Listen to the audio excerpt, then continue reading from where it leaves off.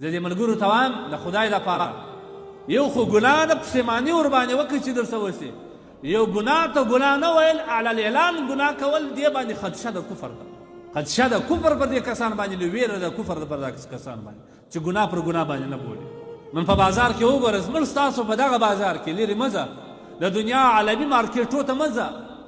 عالمي تجاران له مه ځه زما او ستا په دې سپېره علاقه کې چې کومې دوکې شروع دي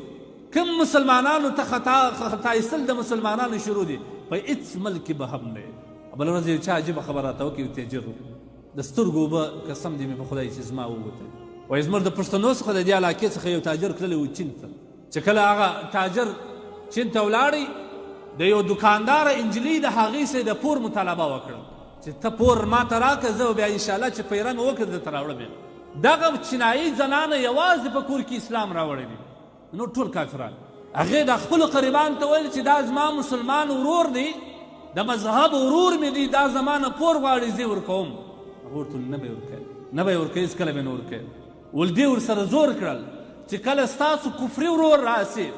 ستاسو سره په کفر شریک دي هغه ته لبیک وایاست ژر پور ورکوي نو چې زما مسلمان ورور راغلی دی هغه په قرآن لري کتاب لري د اماناتو حفاظت لري په قرآن په کتاب کې الله هر څه ورته بیان کړی دی د پور نیټه ورته بیان کړی دی چې بیا به خیانت نه کوي هغه ته څنګه پور نه ورکوي اخر هغه کسان د کورنۍ ټول مجبوره کړی دی چې دې ته پور ورکړي دا بدبخته چې د هغه ځای نه کانټینر رابار کړي په پور باندې راغی دلته پټ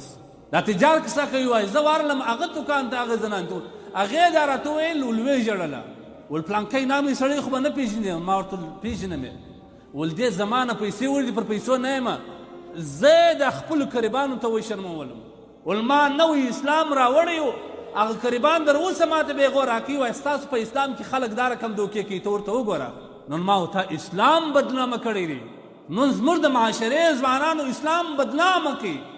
حتی چې الله په قرآن کې په بار بار موږ ته وایي ان تؤدوا الامانات تاسو امانت خپل اهل ته وسپارئ قرض ورکړئ په خپل نیټه باندې پوره ورکړئ د وعدې مخالفت مه کوئ الله وایي دا مه کوئ دا مه کوئ دا مه کوئ د دې ټولو څه یې موږ بند کړي